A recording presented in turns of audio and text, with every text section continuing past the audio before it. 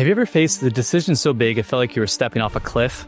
I'm talking about the kind of decision that asks you to bet on yourself fully. No safety net, no backup plan. I used to wonder, what's the difference between those who step forward even when they're scared and those who keep playing small? Today we're diving into the exact question. I'm sharing a very personal story of my biggest investment ever, $110,000 in a coaching program that changed the way I see myself and what's possible for me and how I operate in every single day. This isn't just about money. It's about the shift that happens when you decide to go all in, to trust your gut and to believe in your vision, even when the how isn't clear. Hey everyone, welcome to Real Influence. My name is Vaillancourt, your friend and fellow traveler companion in your search for authentic influence that has a positive impact in your life and those in it. So today's episode is very personal, very vulnerable. I was almost like ashamed of the amount of money that I spent when I invested in this coach. So about 2 years ago, I made an intention for myself that I wanted to speak on stage. Okay, I wanted to be on more stages. I wanted to be talking. I wanted to be heard. I wanted to be seen. What I later learned is that's actually part of my core program. But that's okay. So when I made that intention, I put it on my vision board. It was part of my manifestation, and I'm going to get my stage. I also made an intention that I'm going to find a business coach and a mindset coach and a financial coach. So fast forward, after I made this intention, which is about 2 years ago, 6 months later, ended up getting an event that I got to speak at. So I got to go speak about influencer marketing strategies for companies, which is what I'm known for. And that's my day job. So started that, went and spoke on stage. And before I spoke, I saw this other guy go speak. 6'7" guy, amazing speaker, and profound knowledge in mindset. And I was like, I have to follow this guy? This is crazy. And so I did my speech and it was pretty good, but I still felt like, could have been better. And I had to follow that guy. After the talk, I went out in the hall and lo and behold, this guy, David Bayer, was there. And he's like, hey, I really like what you had to say about influencer marketing and I want to learn more. And I'm like, oh my gosh. So here I am staring up at this guy because I'm like 5'10", bit of a height difference. And we had this great conversation. And he's like, hey, how about we help each other with influencer marketing and I help you with some mindset? Are you cool with that if we get on a call? And I'm like, yeah, of course.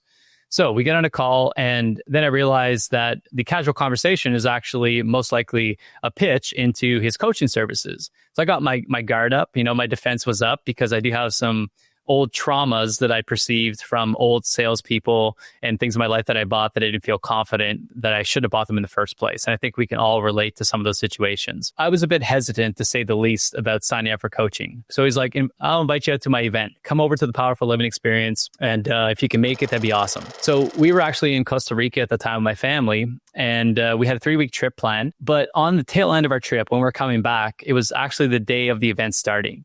So we diverted our flight. We actually went to David's event. And in that event, it was absolutely transformational. I can't tell you exactly the experience that I did experience, but it was in that moment that I had profound shifts in my awareness of myself in terms of what's possible, perspective shifts. And this was all within a 3-day event.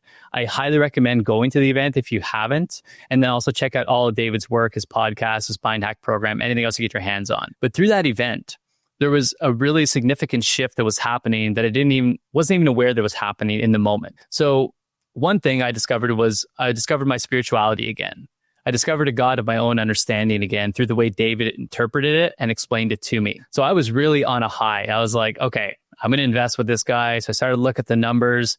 And then I started to panic. I was in my room and I'm like, oh my God, I can't afford this. There's no way I can do this. It's going to be such a waste of money. What if it doesn't work out? And all these limited beliefs are spiraling around in my head. But I had a conversation with my wife and I said, if I don't do this right now, if I don't do this year, what am I going to think about this in 1 year, 5 years, or 10 years? Am I going to regret it? And I sat with that question. And I was fortunate to have a spouse and partner who believed in me and believed in the process and recommended that I make my decision on my own, but that she fully supported what I was going to decide. So I decided yes. I decided that I was going to invest in this program. And that was the scariest thing ever, right? So just want to set things into context, into what the framework we're going to review today of what I experienced. Because there's 5 key things that happen. So the key theme, number 1, is just making a decision. What I was experiencing in that hotel room, during that event, during that weekend, is normal. When you're stepping into a level of growth that's way above what you've ever stepped in before, know that it's okay to be uncomfortable. That's part of the process. If everybody was shying away from things that felt uncomfortable, nobody would ever level up. Nobody would ever have inventions, discoveries, new endeavors in life. So that part is normal. You have to make peace with that. And there's a great book called Feel the Fear and Do It Anyway. And that's one of my philosophies in life. Oftentimes when you're going to go do something big, you're about to go step on stage at a concert, you're going to go play in an NHL game or some sort of big sporting event, you're going to feel that gut feeling, that thing that in your side, you're like, oh man, this feels uncomfortable. We have to get used to that feeling. And until you decide, you're never fully in. So the power of putting your money and soul behind something is transformational. And I can say that up until the time that I signed the papers, I was experiencing massive stress. I was like, oh my God, am I going to do this? Where am I going to get the money? But then I made a decision. When I signed those papers, and I signed the papers, and then they did a bit of a Q&A through the event. And I went up with the microphone in front of like 400 people. And I declared that I made a decision that I was changing myself this year. That in itself, one, signing the paper, two, handing over the check for over $110,000, and it was done in payments. But that in itself, if I just would have walked away from that event after doing that one action, I would have already felt transformed. There was something inside me that I already felt a shift because I never actually went all in on something that big before.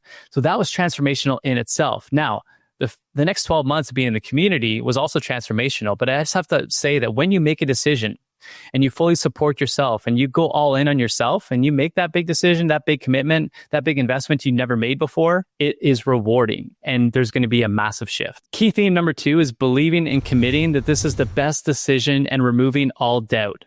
So I'll continue the story. After I signed the papers, we had more lunches. We had more meetups with the group and David was in the room. And the people that signed up, now not everybody took private coaching. Some people took his higher level mastermind and then a lower tier mastermind. And some people just joined facilitator program, which is a mindset training certification program. But he had everybody in there who made a big decision that day. Because of course, after you have that decision made, you will experience a bit of buyer's remorse to some level. And I know I did. I was like, okay, I signed the papers, but I'm like, could I get out of this? And is this going to work? Right? So what he told me though, again, was so profound. He said, when you leave this weekend, you need to be solid and you need to tell yourself that this is the best decision you've ever made. Because if you don't believe that, if you go into this with doubt, it's not going to work because you're not fully committed. And I just had this, it was an explosion of how many times I've invested in something and I had that doubt. I invested in Amazon programs to become an Amazon seller, but I had doubt that it was going to work. So of course, guess what happened? It didn't work. And then I also did fitness programs where I was going to sell ebooks and I was going to become an ebook millionaire, but I doubted it was going to work. And there's been so many courses and programs that I took where it's like, oh, did I just get sold here? Oh, I doubt this is going to work. It never works for me. All these programs, I ended up just being a failure at all of them. One of the reasons that's happening, one of the big reasons is because I made the decision that it never works out for me. And this is just going to be another evidence of it not working out. So I had to fully commit. And when he said that, I was like, okay, I am making this the best decision of my life. And it became an affirmation for me daily that I looked at that and I said, signing up for David Bayer's program, signing up for private coaching, spending $110,000 is the best decision of my life. And I repeated that like a mantra. And it took some time for me to build evidence. But as I had coaching calls, as I get into the community, as I had wonderful trips with this community, I started to see the evidence for it. I'm like, this is the best decision. Not only that, I quit drinking at the same time. And that ended up being the absolute best decision of my life, only because I committed fully to this new decision. If I thought maybe I'll try to get my money back, maybe it won't work out for me, I would have never fully committed also to all the other changes that I was making in my life, including quitting drinking. So I just want to say, whatever you're deciding on, whether it's a program like this, whether it's anything else, once you make that decision, which is also transformational, you need to then tell yourself, this is the best decision in your life. Now, I'll also add a little caveat to this. Even if it doesn't work out fully, even if the intention and the outcome you expected isn't what you get, if you can look upon that experience with gratitude, see it as a stepping stone that's taking you in the direction that's ultimately becoming the person you want to be, that's still worthy. Even if I didn't accomplish everything I wanted to accomplish with David through the coaching I had, which I accomplished, I would say 60% out of 100 of what I wanted to accomplish, including personal wins like getting sober, being a better husband, having more discipline in my life, being more spiritual. On the business side, I did have accomplishments. But the point is, I know that's leading me to exactly where I need to be. It was a great stepping stone. I have no regrets. Not only that, but I look back on all the other choices that I made that I previously perceived as failures, and I realized, no, they led me here. they led me to find this community, this new career that I'm in with Bioptimizers and these other companies I work with sometimes and consult for, these friends I've made, these new opportunities that present themselves. I would have never gotten here had I not had those stepping stones from the past. So it brought on a whole new level of appreciation. All right, so key theme number 3 here is vision first, how second. So I started to coach with David and I laid out some what are my big goals for this year? Why do I want coaching in the first place? And the first thing he told me was, you need to relax more. He's like, you're too stressed. You're putting too much pressure on yourself. And I didn't understand why that was so important at the time to make that distinction and to start shift away from that. But I was very much operating in a primal state. And David often refers to primal and powerful states. Primal is when you feel bad. So, if you have a thought that makes you feel bad or it's disempowering to you, it's a primal state and it probably isn't a true belief. So you want to move into a powerful state, joy, enthusiasm, confidence, light, love, happiness. So he's like, dude, you got to just relax. Okay. And I'm like, no, give me the plan. So I'm a big control freak, or at least I was back then. I've gotten a lot better with it now. But he's like, just relax. We're going to develop a plan. So the plan was to make X amount more money and to start building separate businesses from my full-time career that could also add additional consulting income to help me achieve my overall outcome for my income. So we set the vision, we set the goals first, but then I immediately moved into well, wait a minute, how the heck am I going to do that? I've got a full-time job here. I've got, my kids, I've got these other projects. And he's like, okay, got it. So we need to work on your belief system here because you don't think there's enough time, or you think that you have to work harder. He's like, what do you think I'm going to do to you? You think I'm going to make you work 24 hours a day? I'm like, well, that's the only way it's going to fit in. But I was so focused on how am I going to do this? So we did work out a really good bunch of beliefs to establish a foundation. And what I would say, the belief system is the foundation of everything. If you think about building a house, if you don't have a foundation or your foundation's shaky, they didn't lay the mortar right, the bricks are all crooked, no matter what house you try to build, so anything you try to do on top of your belief system is going to crumble. The foundation needs to be absolutely solid. The how comes second. The how comes from the vision, from the embodiment, from the powerful state that you're evoking in yourself that's going to lead you to discover how to do the things or the right questions to be asking. So my experience, I just, again, hitting on the point that I was so focused on how am I going to do this? I was like, I got to stay at home and just start to work at this stuff. But I had a bunch of trips lined up. And one of them being the community I'm involved with David, and a couple other trips that I had previously planned. I'm like, David, I can't go on all these trips, man. There's not enough time for me to do this. I need to get clients. He's like, go on the trips. He's like, just relax. He's like, there's always going to be time to find clients. So I go on the trips, and lo and behold, on both trips, I find 2 clients. They were at the trips, the ones I didn't want to go to, the ones I thought I didn't have time for. So my point is, I was getting in my own way. I already developed the vision. The universe was already trying to answer it for me by giving me these trips, by telling David to tell me to go on these trips. And I relaxed into it. I agreed to go on the trips. And lo and behold, boom, got my 2 clients. And I fulfilled the wish as if it was already fulfilled. It was amazing. And I was just like, okay, maybe there's something to this. Maybe it's just relax and start taking some advice and get out of my own way, which is what I hired David for in the first place. So that's another key thing. If you're hiring a coach, you have to be willing to set your ego aside and say okay, got it. I've got blind spots. I've got assumptions I'm making. That's why I'm hiring a coach. One of the best decisions you can make is literally hiring a coach, because it's almost impossible to edit your own work or to edit your own life. You need somebody as a non-biased, objective bystander that can help you see what you're not seeing. Okay, key theme number 4 is contrast as a catalyst. So I got 2 clients. I started to finish my course that I wanted to actually start to sell on helping people become better influencer marketing managers, or how to train influencer marketing managers in your business. I got so many things done. But what happened was I still felt a bit of overwhelm sometimes. And I started to experience things with consulting with other clients that I didn't expect. I'm like, hey, this isn't that much fun. I want clients to make more money, but now I'm overcommitted again. And here we go again. And David has something that he says, everywhere I go, there I am. Right? So no matter what the situation is, you're inserting yourself back in that same situation. Right? So even if you think that this job sucks and I want a different job, you're going to show up in that new job thinking it's going to be everything different, but you're going to be the same person and you're going to perceive everything the same way. So we have to start to shift that focus, and you have to start to look at contrast, problems, challenges, burdens as opportunities that are being presented to you to grow into the person you want to grow into, to accomplish the things you want to accomplish. And I recently heard something from David, and he said that the power of loving what you have to unlock more. So we're going to talk about gratitude, but asking for patience. Let's say that in your wishes, in your goals, in your vision, you're like, I want to be a more patient person. Do you think the universe or God of your understanding or whatever you believe in is going to give you peace, patience, or are they going to give you opportunities to become more patient and more peaceful? So that's something you have to hold in mind, is that there's going to be contrast. Even if you've got a clear vision, even if it's something you know you want to accomplish, there's going to be problems and contrasts that are added to the mix to make you into the person you need to become. So they're not just going to hand over money without some hard work or some actual steps in the process. They're not just going to hand you peaceful states. You need to develop peace through contrast. You need to develop patience through your kids, through your family, through your job. That's how you become the person. That's how you become authentic and a person of core values. If that's who you want to actually be in your life, you're going to have situations that are going to cause you to grow into that. So keep that in mind as you start to experience it. And one thing that I hold in mind is one of my true beliefs for myself is everything happening to me is happening for my greater good. I label this situation good. I label this person good. I bless them and I move on. Right? So take this as an opportunity to learn, to grow, and know that it's leading you to exactly where you want to be and you need to be.